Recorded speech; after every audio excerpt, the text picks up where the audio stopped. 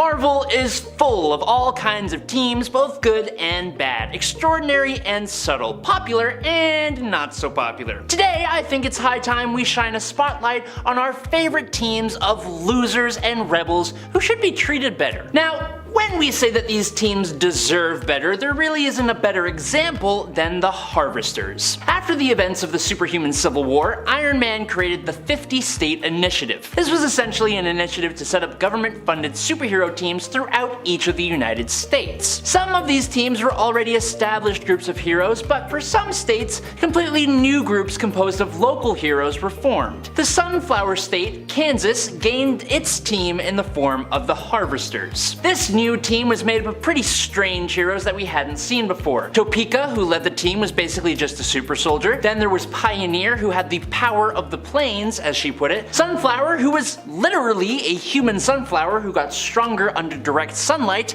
and appeared to have a high degree of durability. There was Meadowlark, who could fly and sing to hypnotize people. And then, of course, there was Grainbelt, whose body was literally made of grain that he could control. Why did they deserve better? Well, this team's only claim to fame came when they faced off against a zombie clone of the hero Hyperion, who is basically the Marvel equivalent of Superman, and he utterly destroyed each member of this team. They did not stand a single chance. Only Pioneer just barely made it out alive by raising up an entire herd of undead cattle and trampling the zombie Hyperion, who then succumbed to mad cow disease, and I wish I made that up. Now, most of you nerds have heard about the Skrull. This alien race has been a nuisance in Marvel Comics ever since their first appearance in Fantastic Four #2. The Skrull members who fought the Four at this time ended up hypnotized into believing they were actually cows by Reed Richards, and they shapeshifted into and were stuck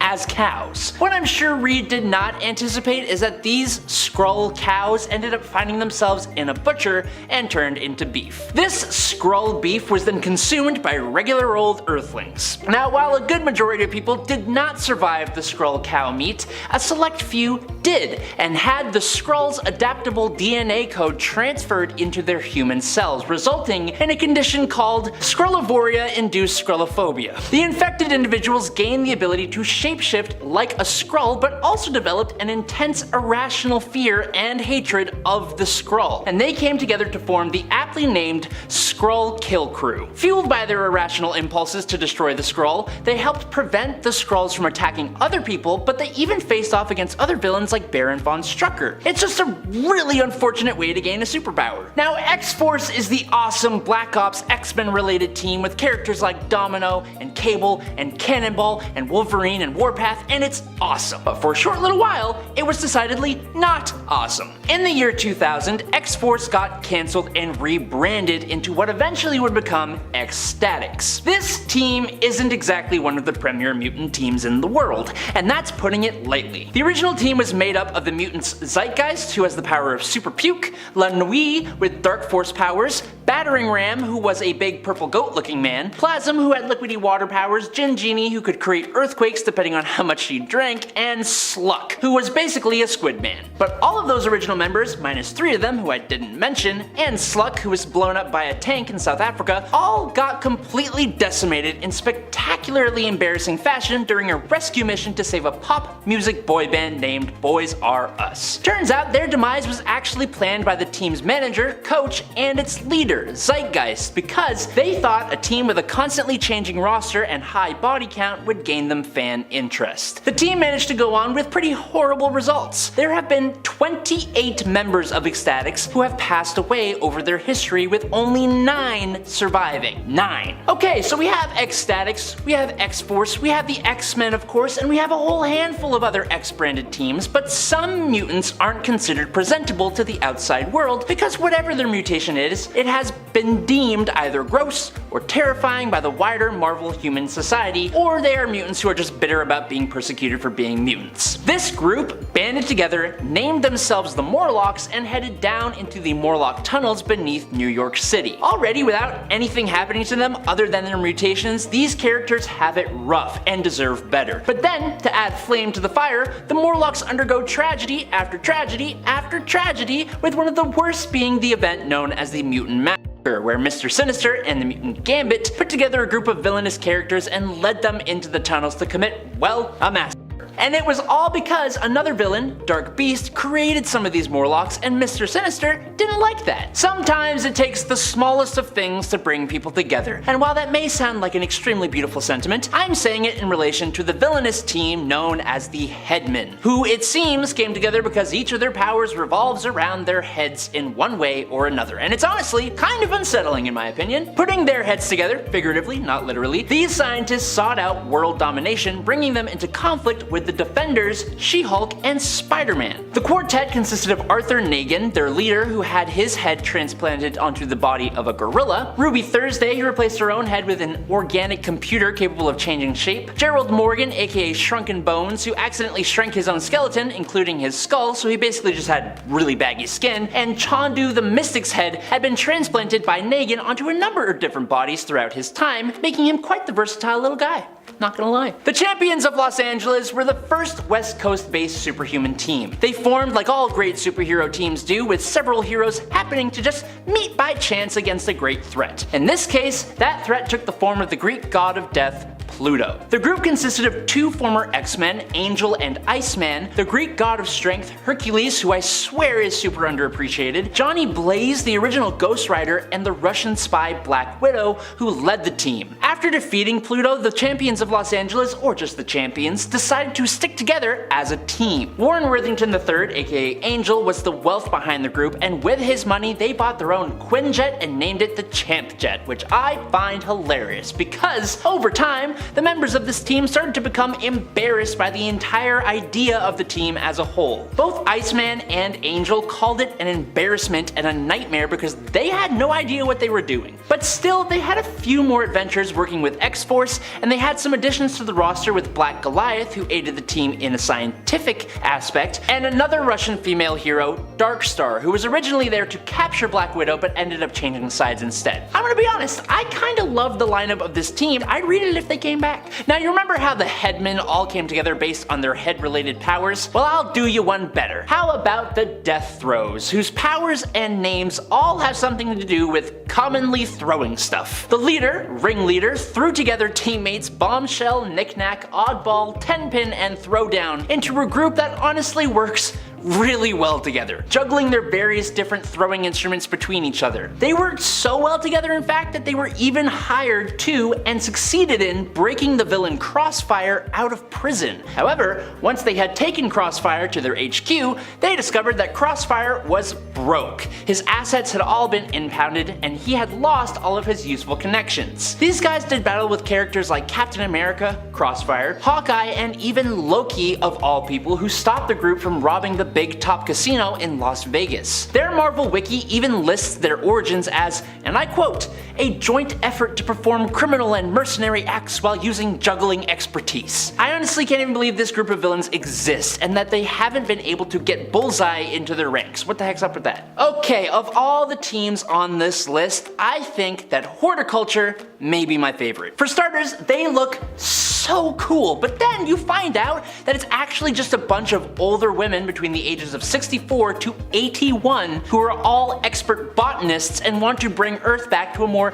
pristine time when it had about 7 billion less people on it, and it was ruled by plant life. I just love how they use their regular names, and the names just kinda suit their ages and interests in plants. We got Augusta Bromes, Lily Lamus, Edith Scutch, and Opal Vetiver. Gosh! What a bunch of winners. But yes, that's right, these ladies want to basically exterminate most of the Earth's human population and bring plants back to the forefront, specifically flowers. This goal brings them into conflict with the X-Men in 2019's X-Men number 3. Beyond biological modifications believed to have been made to themselves, the women of Horticulture are experts at manipulating the environment to suit their extinction agenda, and they're also computer programmers selling software to Orcus to monitor Krakoan gateways. They did get pretty handily walloped though, so Second to last, as part of kid-centric Star Comics, Marvel decided decided to release a team composed of animal superheroes, which is cool. But the difference here is this team of animal heroes were cybernetically enhanced super intelligent animals with absolutely massive arsenals and awesome exoskeletons, which is much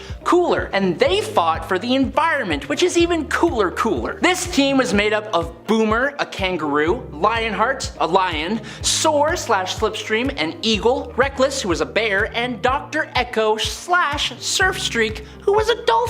Does it sound kind of ridiculous? Sure, but it is awesome. This team was co-created by Multicore, spearheaded by Dr. Randall Pierce, and it was all part of Weapons 2, which itself was the second project after Weapon 1. Who would have thought? Also known as Project Rebirth, also known as the project that created Captain America. Now some of you may know that these projects were part of a bigger thing called Weapons Plus, who would eventually go on to create Man-Thing, Luke Cage, Nuke, Typhoid Mary, Phantom X, the Stepford Cuckoos, and of course, Wolverine. So most people know that they aren't exactly a good group of people. While their original series was cancelled after only a few issues in Wolverine and Captain America Weapons Plus #1, those two heroes investigated an abandoned Weapons Plus site where they found the team kept in hibernation tanks full of liquid. The bear, Reckless, was freed from his container but attacked the duo, resulting in his passing. And last up today, first ever introduced in 1989's West Coast Avengers Volume 2 number 46, the Great Lake Avengers formed after Mr. Immortal put out an ad in the local personals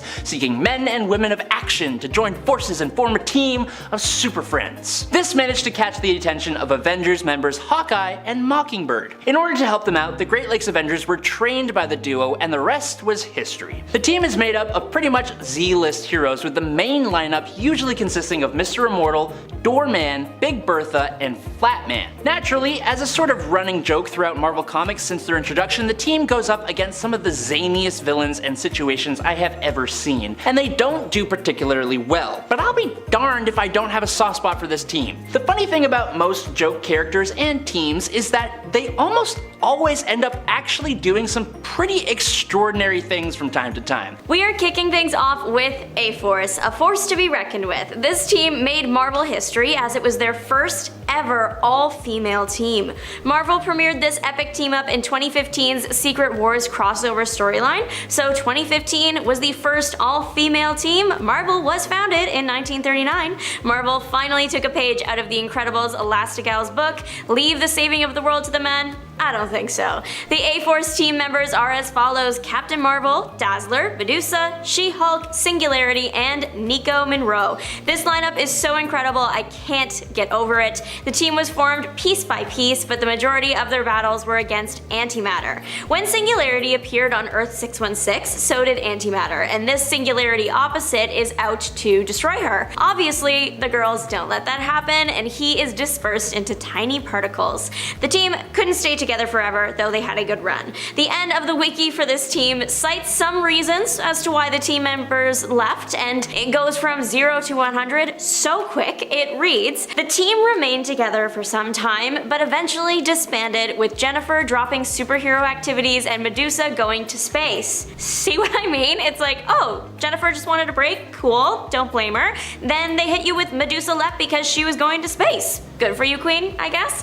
One woman who was offered a spot on the Super Squad that she likely didn't take was Tigra. Jessica Jones was allegedly hurt by her lack of invitation, which I completely understand. I would also love to receive an invite to this party. I am curious though, comment below which Avengers team invite you would accept. The Avengers have the unpleasant life experience of having their super identities stolen, and by some of their worst enemies no less. The Dark Avengers are exactly what they sound like, darker, eviler versions of the heroes we know and love. In the aftermath of the Skrull invasion, Norman Osborn is head of the 50 States Initiative, the Thunderbolts Initiative, and S.H.I.E.L.D. He was supposed to be reformed, but even then, I'm taking this away from him. I don't know why they gave it to him in the first place. During his time in these roles, he created the Dark Avengers. Some of the Dark Avengers were villains that took on the title of a major hero, so Venom pretended to be Spider-Man, Bullseye took on Hawkeye, you get it. This was done so the villain could gain more hero legitimacy in the public eye. People trusted the names, and plus it helped hide their criminal past, so it's a win-win situation for them. Osborn was also a part of the team. He did so wearing an Iron Man suit he painted to look looked similar to Captain America and called himself the Iron Patriot. The team was created in 2009 and was over in 2013. The West Coast Avengers might get some of the weirder villains to deal with, but they do handle them well. The team was created because the OG Avengers team couldn't handle how many members it had. There were always too many people sitting on the bench, and America's a huge country, so making another team of Avengers makes perfect sense. The West Coast Avengers have been around for about 40 years now, debuting in 1984. Hawkeye was deemed the leader of this team, and the team was a little on and off, disbanding for a while but ultimately reforming later. Because it is an official Avengers team, many heroes have joined over the years. Some of the OG members were Tigra, War Machine, and Mockingbird, and Hawkeye, of course. Other team member highlights include Moon Knight, Quicksilver, Scarlet Witch, and The Thing. Plus, literally so many more people. Some people might not take West Coast Avengers as seriously as the Avengers, but they are still just as capable as the main team, defeating more minor threats like desert fixtures come to life and bigger problems like Kraven the Hunter and Doctor Doom. Everyone should pay attention to the Great Lakes Avengers, especially if you're someone who doesn't take life too seriously. The team is quirky and full of the type of characters you might be surprised to see Marvel create.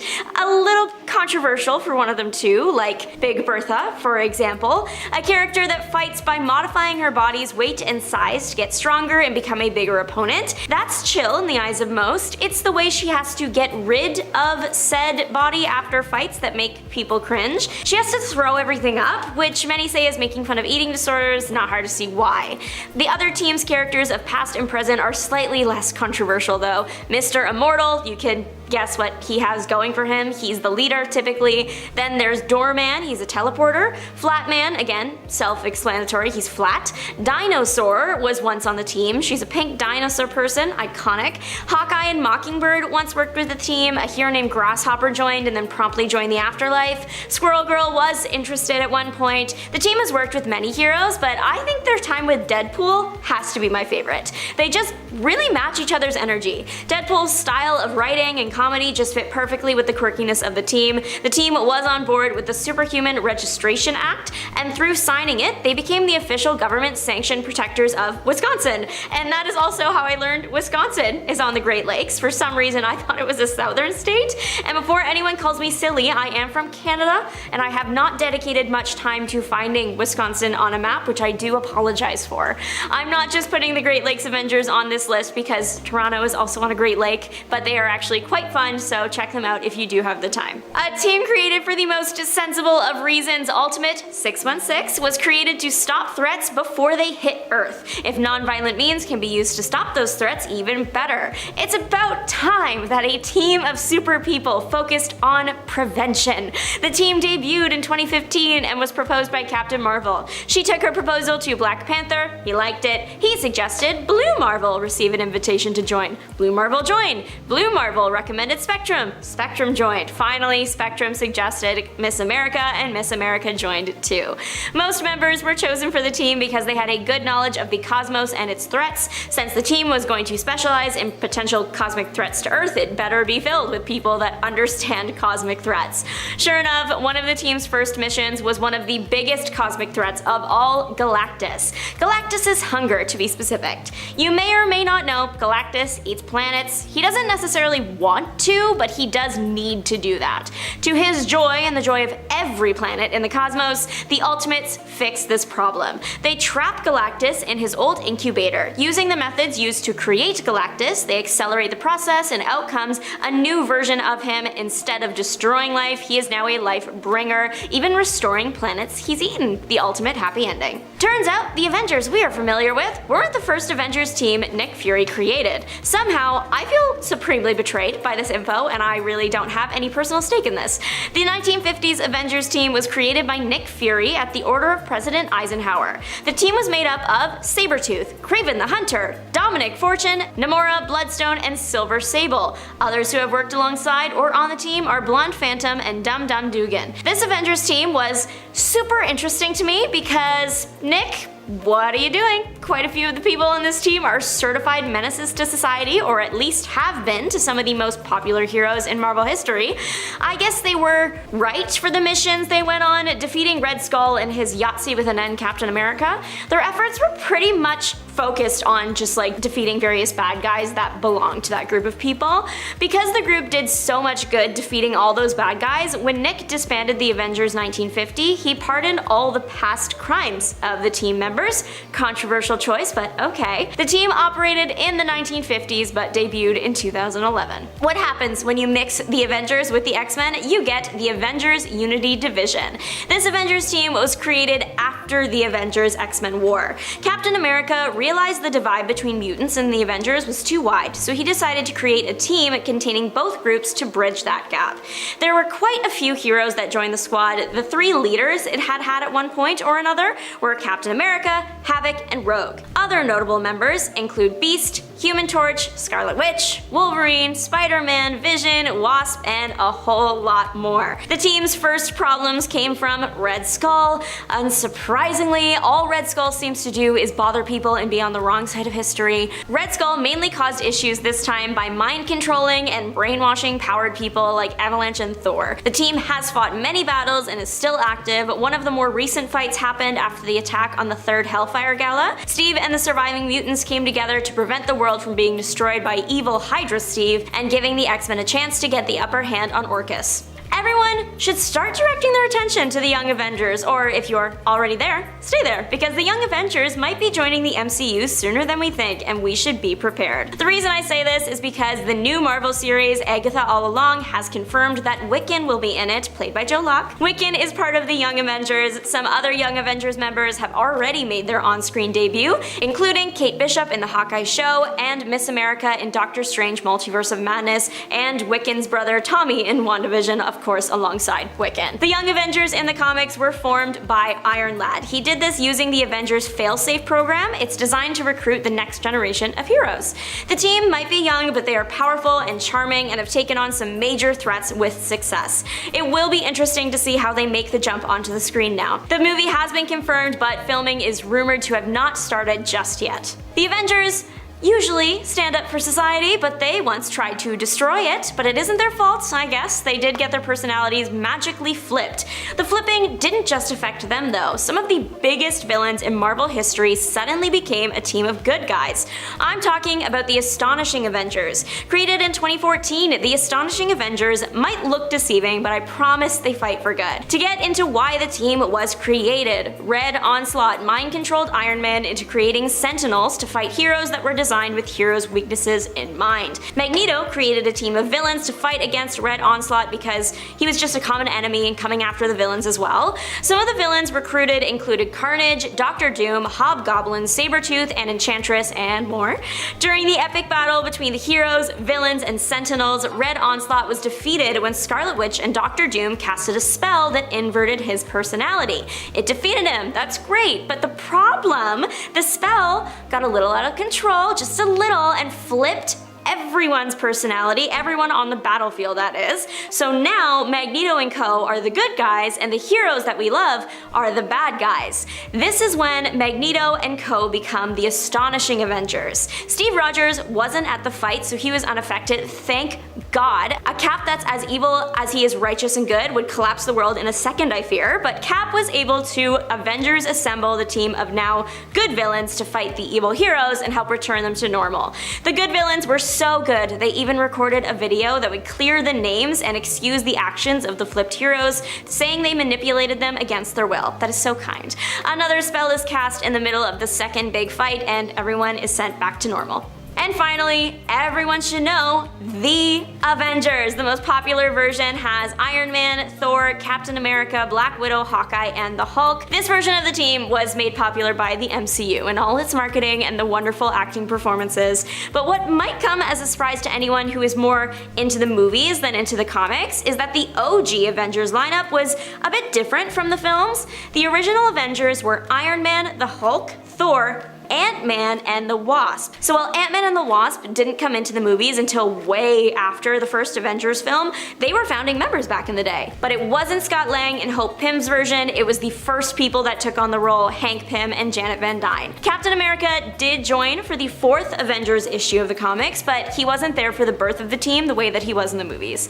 The Avengers were actually the ones who found him in the ice, and he woke up and immediately threw hands with them, but they got over it though. This X-Men roster we're about to talk about marked the return of Chris Claremont to the X-Men in a full-time capacity. Extreme X-Men Volume 1 is a series that started in 2001 and ran till 2004. It was a team that featured my girl Rogue as leader. You know I'm all about Rogue. The original Extreme X-Men roster also featured Beast, Psylocke, Bishop, Storm, Sage, and Thunderbird on the team. Lifeguard, Gambit, and Slipstream were also added to the mix throughout. Honestly, I love Lifeguard and I don't think she gets enough love. This team was originally brought together to find Destiny's premonition-filled diaries, but of course along the way was distracted by many other imminent threats. As you do. The Great Ring of Arakko is exclusively made up of Omega level mutants, which really tells you how much of a powerhouse team they would be. They are the ruling body of Arakko, which is the sister mutant island nation to Krakoa, which of course eventually goes on to become Mars, and yeah, we've had a whole adventure with them. In fact, Arakko and Krakoa are actually less siblings and are more romantically tied in terms of the islands themselves. They're both sentient mutant islands, and for a long time they were attached to one another and also kind of in love, although now they prefer to be separate. They tried to be reunited after Arakko was liberated, but then they just weren't feeling it at that time. You know how it is. Arakko's ruling government has 4 distinct sections which govern different parts of their civilization, with some areas having more power at given times. For example, in war times, Dawn is the area that typically gets more say, as this is the area that would rule and govern during that time. For years, the Iraqi were at war with the men, so this would have been a very prominent section for many years in their history. And it's something that the mutants of Arakko struggle with releasing themselves from, the obligation to always be on guard and always be at war. While Uranos faced off with the Great Ring of Arakko and pretty much cleaned their clock, pretty recently actually, this should not make us undermine their strength, as Uranos is basically on a whole other level by himself as one of the most powerful, ruthless, and evil Eternals that we've ever seen in comics, so yeah. Not all teams on my list here are going to be the good guys when it comes to our X-Men rosters, and this is one of those teams. It was simply too good for me to not include. In the fantastic Extreme X-Men, this is a team of villains from alternate realities, and even perhaps the main reality that our multiversal X-Men team, led by Earth 616's Dazzler, must face. The 10 evil Xaviers features one that is a cowboy, another that is a Cthulhu-like floating brain, and one that is a giant Akanti whale, and so many more amazing weird alternates of the X-Men's leader and mentor, Charles Xavier, aka Professor X. This one is from the 2010 series Generation Hope and was under Cyclops' banner, ultimately following the events of Regenesis. Though the team itself was led by mutant Messiah Hope Summers, and its roster consisted of No Girl, Pixie, Primal, Sebastian Shaw, Transonic, Velocidad, and Zero at that time. Though originally Hope's team started pre-Regenesis as just being 5 mutants, including Hope herself as one of those 5, with Velocidad, Oya, Primal, and Transonic on the team. The team was sort of brought together as a search and rescue group who were acknowledged as the 4 of the 5 lights of Cerebra. Hope basically triggered the rebirth of the mutant gene, activating these mutants, and the 5th light was what they sought and why they basically came together, heading to Tokyo, Japan to find out this 5th light. Zero was the mutant they sought, who would of course eventually join the team. While everyone might focus on the battle of the Atom Future Brotherhood team, as Raze has, a tendency to steal the show, we all love Raze, plus my girl Zoran Jean, and also featuring Molly Hayes, people tend to forget about the awesomeness that was the Future X-Men team as well, the real Future X-Men. This team featured a much more skilled Iceman, who now was known as Ice Wizard, Wiccan, who had become Sorcerer Supreme at this point, Chimera, who is believed to be Storm's daughter that she had with Black Panther, Shogo, Jubilee's son, known as Sentinel X, Colossus armed with Magic's Soul Sword, Kid Omega as Phoenix, and Jubilee as Wolverine. I kinda love all of this. Jubilee as Wolverine's a little weird, but I'm still kinda into it.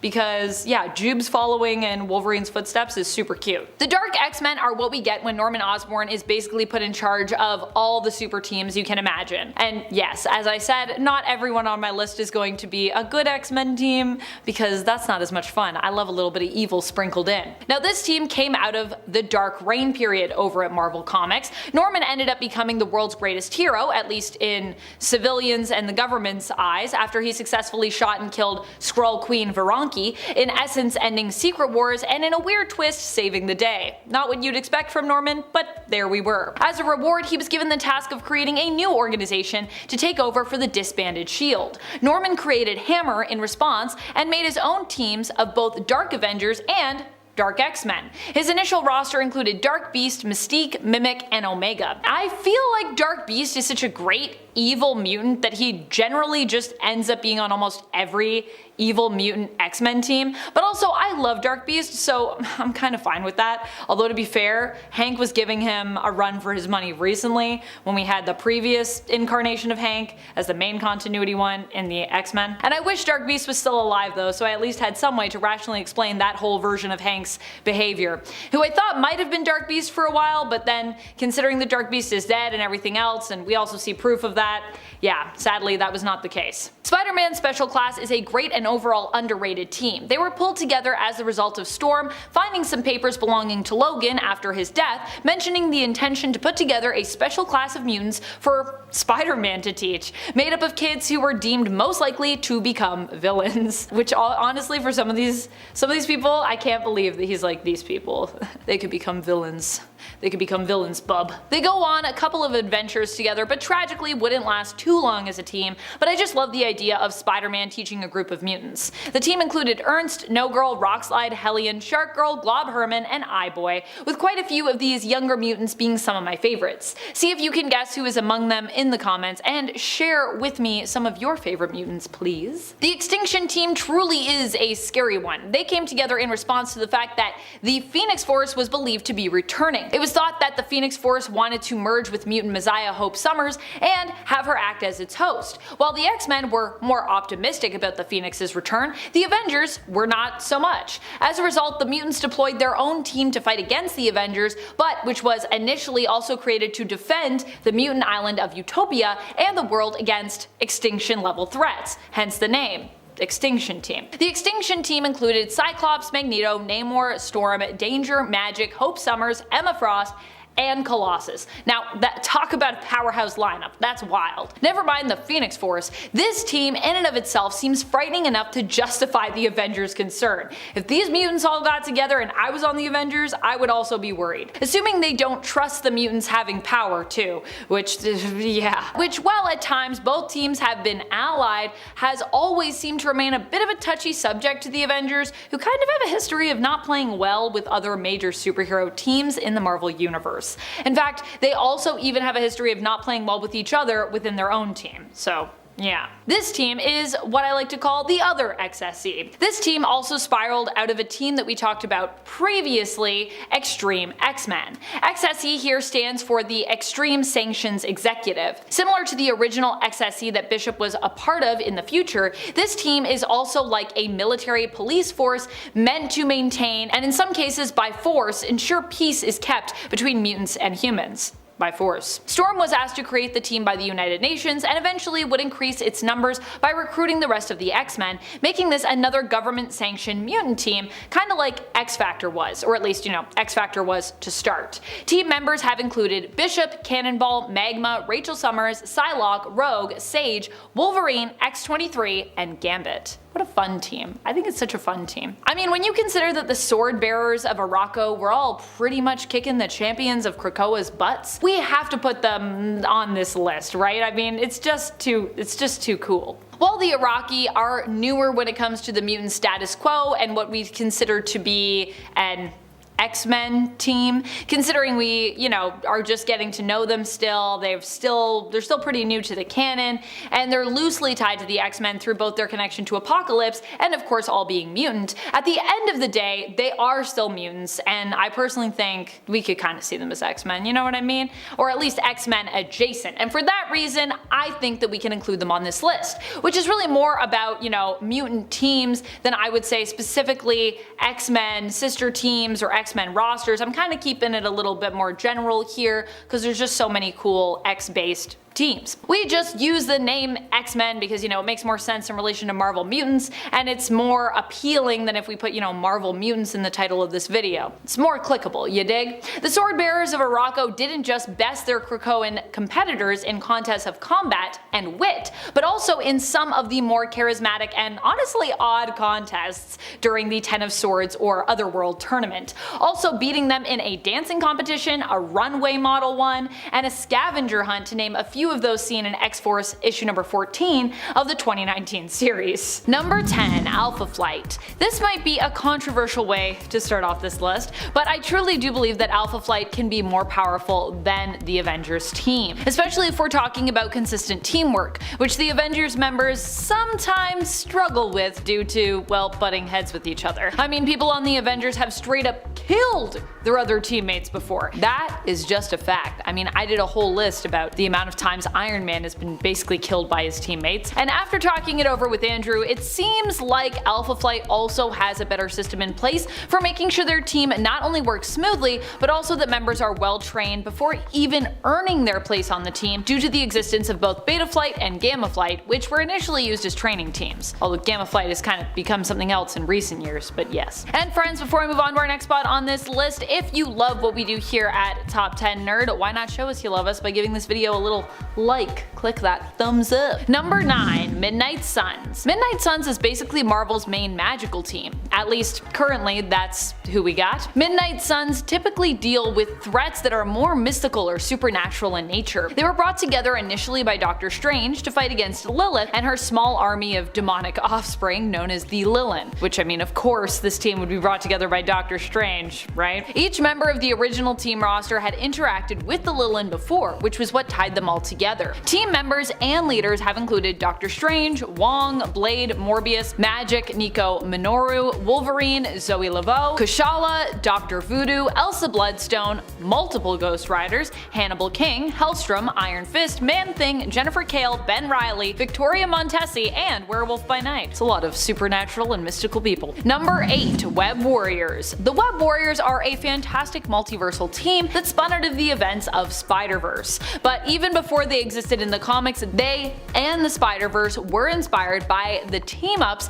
of multiversal Spider-Man in the 90s Spider-Man animated series. The Web Warriors were brought together by the multiversal threat of the Inheritors, who hunted down various alternate spider people, known as Spider Totems, across the Marvel multiverse. After they were defeated during the Spider-Verse event and the dust had settled, the Web Warriors were created to defend those worlds, who were left afterwards without a hero. Considering how powerful Peter Parker's Spider-Man is, I think you can understand how a team made up of various alternate versions of the character would be off the charts when it comes to their power level. I mean, Spider-Man himself is pretty crazy, like a team of Spider-Men. I wish we had an Avengers team that was actually just like different spider people. That could be pretty cool. Number 7, Fantastic Four. The Fantastic Four, despite being often smaller in number, though they have expanded beyond that number over the years, is still mightier, I'd say, than the Avengers. But I also feel like that's to be expected. After all, the FF were one of the first Marvel teams and are referred to fondly as Marvel's first family. So if anything, I consider them kind of like the first team. The Fantastic Four usually is made up of the 4 initial friends and relatives who are forever changed by exposure to cosmic rays during their first voyage out into space. At least that's the original origin story. The team has had countless heroes join their ranks here and there over the years. Well, you know Mr. Fantastic, Invisible Woman, Human Torch, and The Thing. Some other members on the FF roster have included the Hulk, Wolverine, Ghost Rider, Spider-Man, Storm, She-Hulk, Nova, Moon Girl, Devil Dinosaur,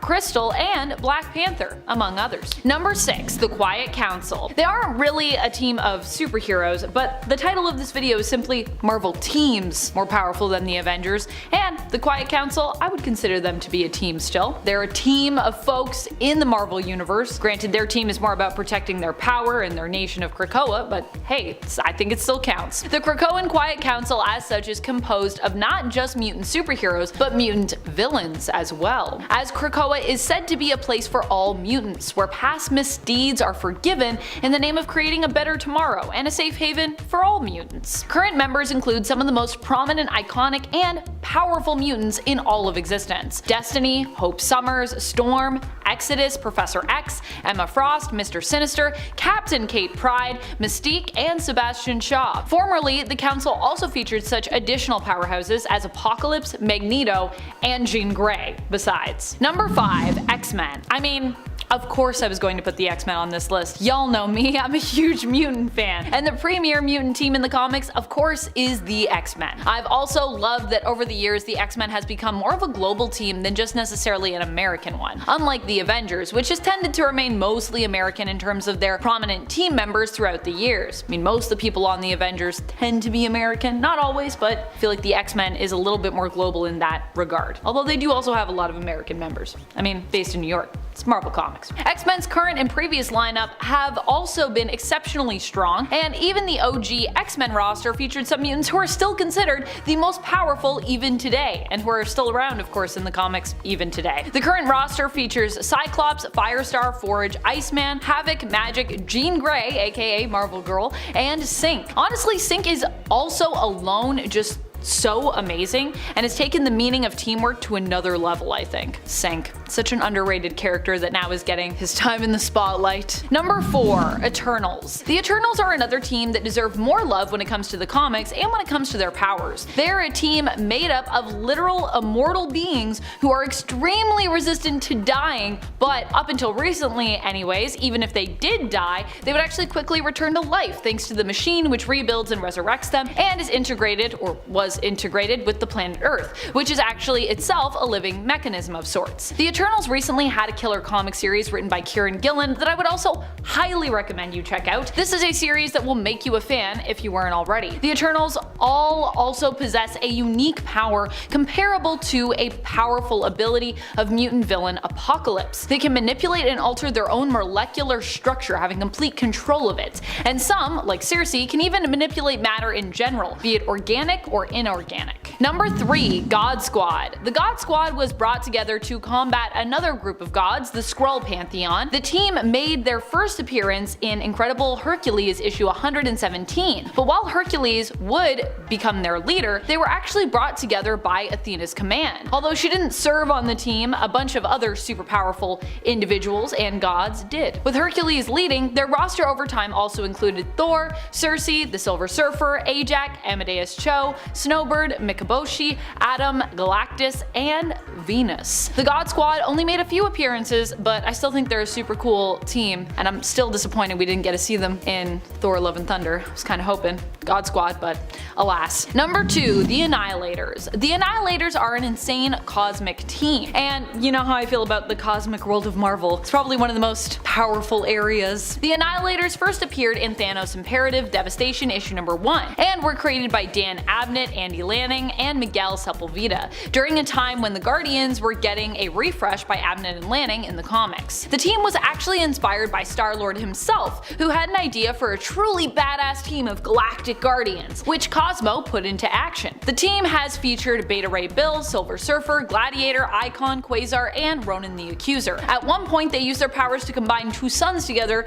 and prevented them from going supernova. So yeah, that's the power level that we're talking about. Number 1. The Defenders. I feel like the Defenders is a team that is often forgotten, but is randomly like one of the best superhero teams we've ever seen from Marvel. Perhaps this also has to do with the fact that none of its members ever really wanted to join or be there, at least not initially. The Defenders was the name given initially to the reluctant team up of the Hulk, Namor, and Doctor Strange, with Strange acting as the de facto leader of the team. Also, just having Doctor Strange as the leader of any team makes it pretty impressive, hence hence why the Midnight Suns are also on here. When it comes to Avengers teams, he tends to be more elusive, and even solo, he's known for being a powerhouse, so combine him with other powerhouses on a team, albeit ones, in different categories like the Hulk and Namor, and you can see how this team becomes seemingly unstoppable. In fact, I feel like the fact that each of these heroes, kind of has their own thing going on is what makes the Defenders so great. And they've also had a lot of other people join them throughout the years that have also been insane. As long as they all happen to be working together, the Defenders is a pretty great team, which of course, especially in the beginning, wasn't always the case. But hey, they figured it out. Number 10, Xstatics. Xstatics was a team created to be a replacement for the original X-Force after they seemingly sacrificed themselves. The team was founded by Spike Freeman, who wanted to have a public mutant team backed by the government. Even the original roster of Xstatics would quickly become casualties, despite being a newly formed team. Coach originally was the team leader, but Xstatics would eventually rebel against his leadership, because he was kind of a jerk, to be honest, with members acting on behalf of their own motivations instead, and doing what they thought was best. Xstatics has had many different members over the years, as many of them died during their time serving on the team, which is kind of the whole joke of Xstatics. The roster has featured such members as Mr. Sensitive, Zeitgeist, Anarchist, Spike Freeman, Coach, Dead Girl, Dupe, You Go Girl, Gone Girl, Fatty, Rosa Lemper, The A, Vivisector, Bloke, El Guapo, Gin Genie, and Venus D. Milo, among others. Because like I said, a lot of them don't last very long. Number 9, Gamma Corps.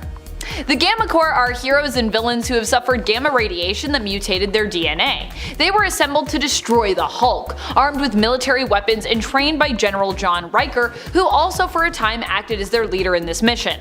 In fact, they were made to believe that the whole reason that they were DNA mutated was kind of because of the Hulk, so that's why they were all united against the Hulk at that time. During the events of World War Hulk, they would actually side with the Hulk though, and decide to pursue and hunt the members of the Illuminati, after learning that their individual predicaments were actually not the fault of the Hulk really at all. The members of the team were all quite specific to the Gamma Corps and featured Grey, Griffin, Mess, Mr. Gideon, and Prodigy, but not mutant David Elaine Prodigy. This Prodigy was instead Timothy Wilkerson, who initially believed that he was artificially aged and mutated thanks to the leader's DNA. But that was not true. And friends, before we move on to the next spot, if you are loving this list and you want more lists where I talk about obscure Marvel teams that, deserve a little bit of praise and maybe are stronger than you think they are, be sure to hit that like button and comment below to let us know what other teams you'd like to see on a list like this. Number 8, Nasty Boys. The Nasty Boys have to be one of my favorite lesser known villain groups of all time. So I cannot pass up an opportunity to mention how awesome and how powerful they are. The Nasty Boys were Mr. Sinister's group of henchmen following his Marauders group. The field leader for the team is Ruckus, whose mutant power allows him to absorb sound around him and use his vocal cords to project it back out as a powerful concussive sound-based blast.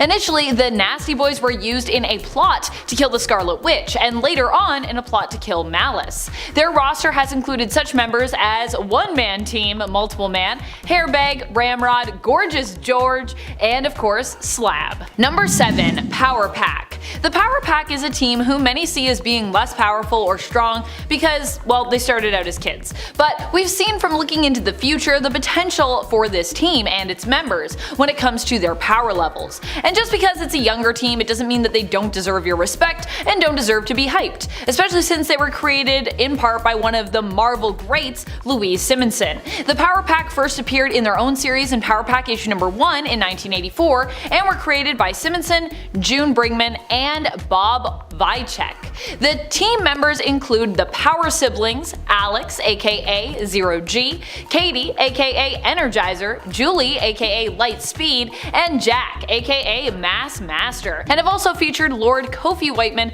cousin to the Alefire Whiteman, who first bestowed powers on the Power Siblings, and of course Franklin Richards, who was also on the team for a little bit. Number 6, Hellions. I feel like this is a list that really was made for me specifically to talk about because I just love gushing over teams and and characters who are lesser known but still are so amazingly strong and deserve to be acknowledged. Case in point, the Hellions. The Hellions is a team that originally started out as Emma Frost's own mutant team and more recently was given over to Mr. Sinister to manage in terms of the team title. Technically these are kind of like two different Hellions teams, but I like to acknowledge all the history of a team name because I think that's important. Just like we have two Marauders that are quite different, but the Marauders' name is still connected to both, if that makes sense to you.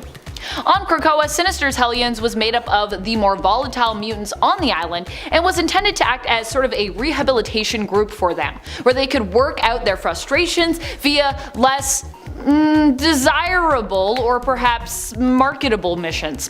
The most recent roster included Psylocke aka Quanon, Nanny, Orphan Maker, Grey Crow, Empath, Wildchild, and Havoc. And honestly, I miss them so much. Please bring the Hellions back.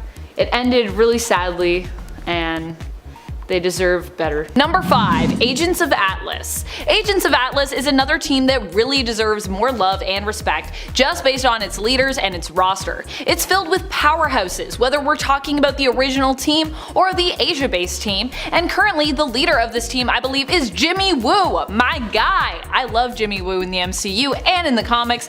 The character has actually been around since the 1950s, so yeah, been around for a while. Members for Agents of Atlas have included Shang-Chi, Miss Marvel, Namora, Venus, Uranian, who was once known as Marvel Boy, Arrow, Io, Giant Man, White Fox, Swordmaster, and Silk. Number 4. Gamma Flight. You might know Alpha Flight, but do you know Gamma Flight? Gamma Flight is the Alpha Flight space program team. This team formed due to the disappearance of the Hulk, aka Bruce Banner. Gamma Flight was initially called together by Avenger and Alpha Flight commander at the time, Captain Marvel, aka Carol Danvers, to act as a task force to help locate Bruce Banner, aka the Hulk. And locate him they did, also being pulled through to the below place after a Brian Banner possessed absorbing man absorbed enough gamma radiation to open up a green door during the time period of Immortal Hulk. Gamma Flight's roster has included such members as Walter Langowski, at one point known as Sasquatch, Puck, Absorbing Man, Titania, Dr. McGowan, Rick Jones, and Doc Sasquatch. Number 3. X-Terminators. Another secret powerhouse team that is one of my all-time favorites, and which I don't think we give enough love to on this channel, is the X-Terminators. This team was primarily made up of young mutants who were saved by the earlier incarnation of the X-Factor team, back when that was a government-funded team and was kind of like the X-Men, the old X-Men reformed again. Standout members for Exterminators throughout the years have included Rusty Collins, aka Fire Fist, made popular by his very different but memorable appearance and adaptation in the Deadpool film franchise, Cable, Boom Boom, Richter, Whiz Kid, Lila Cheney, Cannonball, and of course, in the more recent team roster, Korra of the Burning Heart from Arakko, who is also so cool. The X-Terminators first appeared in the 80s in their own self-titled series. Number 2. The Sisterhood. One of my favorite lesser known but immensely powerful teams in the Marvel Universe is the Sisterhood, also known as the Sisterhood of Mutants. Part of the reason why they're referred to as just the Sisterhood though, is that technically not all of their members are mutants, so don't be confused by the name. However, all of their members have been women who are or have generally been acknowledged as supervillains, though not all of them even are supervillains, so yeah. The team was founded and led originally by Madeline Pryor. Throughout the years, members have included Lady Deathstrike, Celine Gallio aka the Black Queen, Typhoid Mary, Lady Mastermind, the other female mastermind named Martinique, Psylocke, Quanon, Spiral, Enchantress, and Brightco. Number 1. God Squad. The God Squad is about as powerful as they sound, but still, they remain one of the lesser known teams in the Marvel Universe. I was kinda hoping we'd get like a God Squad reference in Thor Love and Thunder, but sadly, no God Squad. Maybe that was one of the things that got cut, who knows. The team was originally assembled by the Council of Godheads and first came together during the events of Secret Invasion. The team first formed in the Incredible Hercules issue 117 in 2008. The original roster included Adam the Demogorge, Snowbird, the Eternal Ajax, and Amatsu Mikaboshi, later known as the Chaos King. The roster would go on to include such impressive members as Silver Surfer, Galactus, Circe, also of the Eternals, Thor, Amadeus Cho, and of course, Hercules himself. Number 10. The S-Men. Red Skull, being the dastardly devil he is, made some backup plans in the case of his eventual demise. One such plan was a clone of himself who would come back in the modern era. Okay, side note, why do villains do this, making clones of themselves? The individual villain still kind of passes away, so if they move their consciousness or something, that kind of makes sense, but I don't get why this is a thing. But I'm pretty sure this clone isn't even like that. I'm gonna make myself upset, so let's just continue. Basically, waking up in this new modern world with mutants and all that jazz, this new Red Skull decided that he was going to dig up the body of Professor X and steal some of his brain, granting himself some telepathy, and as an antithesis to the X-Men, he created the S-Men. Yes, very creative. This was a group of individuals that the Red Skull had empowered using crazy mad science and magic. Almost all of them were pretty quickly taken out of existence by Magneto when this Red Skull tried to make a camp to exterminate mutants. Bad move, buddy. Bad move. Number 9. Zodiac Cartel. Honestly, it's a pretty cool idea for a group. This villainous group of hand-picked business leaders who were all born under different zodiac signs, as their leader Cornelius Van Lunt, or Taurus, was heavily into astrology. Each member, while representing a zodiac sign, also was based in a different American city, and their main goal was world economic and political domination. Its members originally were, other than Cornelius, Scorpio, Jake Fury, Aquarius, Darren Bentley, Aries, Marcus Lassiter, Cancer, Jack Cleveno, Capricorn, Willard Weir, Gemini, Joshua Link, Leo, Daniel Radford, Libra, Gustav Brandt, Pisces, Noah Perricone, Sagittarius, Harlan Vargas, and my representative, Virgo, Elaine McLaughlin. The team was first formed after the dissolution of a previous group called the Great Wheel of Zodiac, which had covert agents from around the globe including Baron von Strucker, Dum Dum Dugan, and even Leonardo da Vinci. Its dissolution also led to the creation of S.H.I.E.L.D., Hydra, and Leviathan as well, so you could definitely say it was important and somehow still relatively obscure. Number 8. Headman. Sometimes it takes the smallest of things to bring people together, and while that may sound like an extremely beautiful sentiment, I'm saying it in relation to the villainous team known as the Headmen, who it seems came together because each of their powers revolves around their heads in one way or another, and it's honestly kind of unsettling in my opinion. Bonded together through their heads, these scientists sought out world domination, bringing them into conflict with the Defenders, She-Hulk, and Spider-Man. This quartet consisted of Arthur Nagin, their leader, who had his head transplanted onto the body of a gorilla, Ruby Thursday, who replaced her own head with an organic computer capable of changing shape, Gerald Morgan, aka Shrunken Bones, accidentally shrank his own skeleton, including his skull, so he basically has really baggy skin, and Chandu the Mystic's head has been transplanted by Nagin onto a number of different bodies throughout his time, making him quite versatile. Number 7. Circus of Crime. Fritz Tybalt, then manager and ringmaster of a small Austrian circus, became active in the Axis powers during World War II.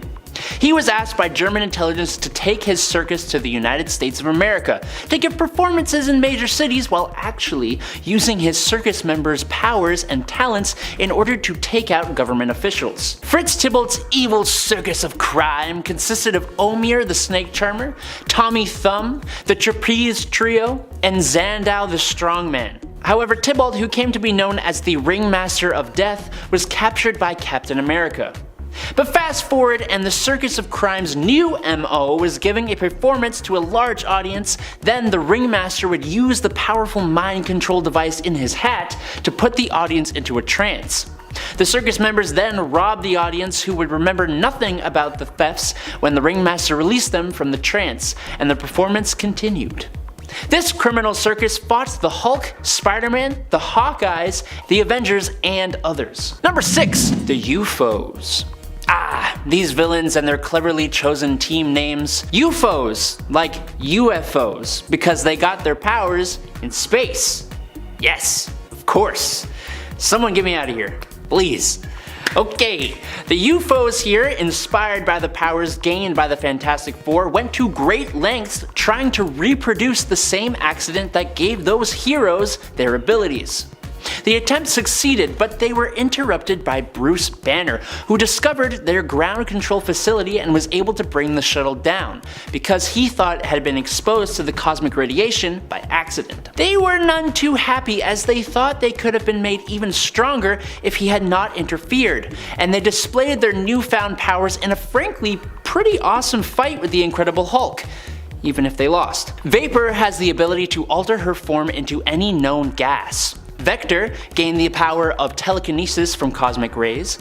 X-Ray has been permanently transformed into a living energy field with the power to expel forms of heavy radiation capable of hurting even the Hulk. Ironclad has been permanently transformed into organic metal steel. He has superhuman strength, durability, and the ability to decrease or increase his own weight.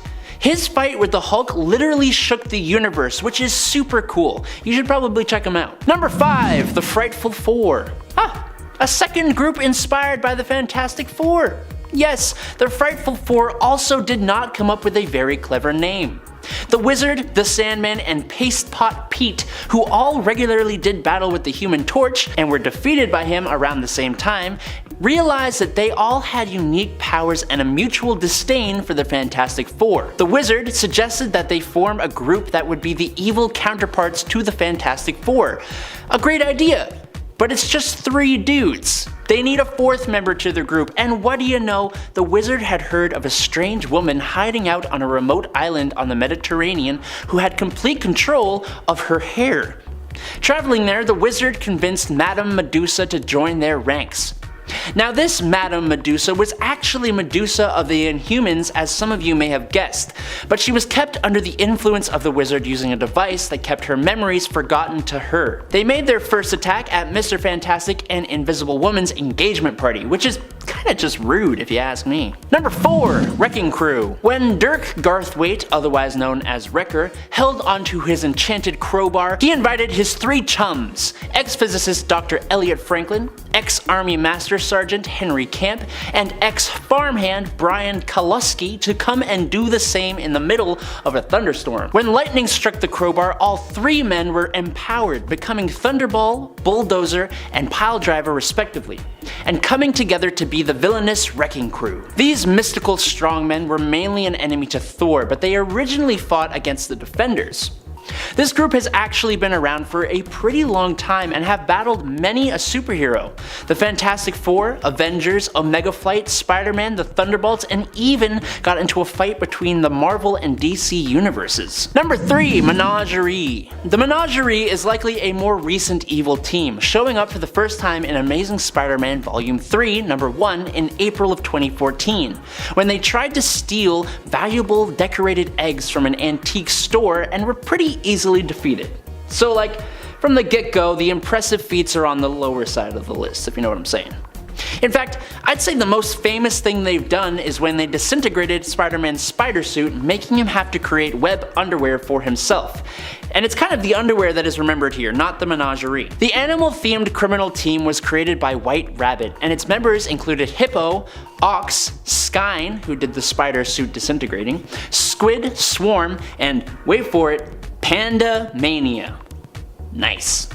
The Menagerie also is known for trying to rob a club where Nadia Van Dyne was celebrating her birthday with numerous other heroes, which, as you can imagine, it didn't go too well for them. Number 2, Death Throes. Remember how the Headmen all came together based on their head-related powers? Well, I'll do you one better. How about the Death Throes, whose powers and names all have something to do with commonly throwing stuff? The ringleader, threw together teammates Bombshell, Knick-Knack, Oddball, Tenpin, and Throwdown into a group that works really well together, juggling their weapons between each other and doing battle with characters like Captain America, Crossfire, Hawkeye, and even Loki of all people, who stopped the group from robbing the big top casino in Las Vegas. The Marvel Wiki even lists their origins as quote-unquote joint effort to perform criminal and mercenary acts while using juggling expertise. I honestly kinda had a hoot putting together this point, as I can't believe this group of villains even exists. And lastly, at number 1 is Horticulture. Okay, of all the teams on this list, I think the Horticulture are my favorite. For starters, they look so cool. But then, you find out it's a bunch of older women between the ages of 64 to 81 who are all expert botanists and want to bring Earth back to its more pristine time when it had about 7 billion less people on it. I just love how they use their regular names and the names just kinda suit their age and interest in plants. I don't know how, but they kinda just do. Augusta Bromes, Lily Lamus, Edith Scutch, and Opal Vetiver. Gosh. But yes, that's right, these ladies want to basically exterminate most of the Earth's human population and bring plants back to the forefront, specifically flowers. This goal brings them into conflict with the X-Men in 2019's X-Men number 3. Beyond biological modifications believed to have been made to themselves, the women of Horticulture are experts at manipulating the environment to suit their extinction agenda, and they're also computer programmers, selling software to Orcus to monitor Krakoan gateways. But seriously, look at them. They're just awesome.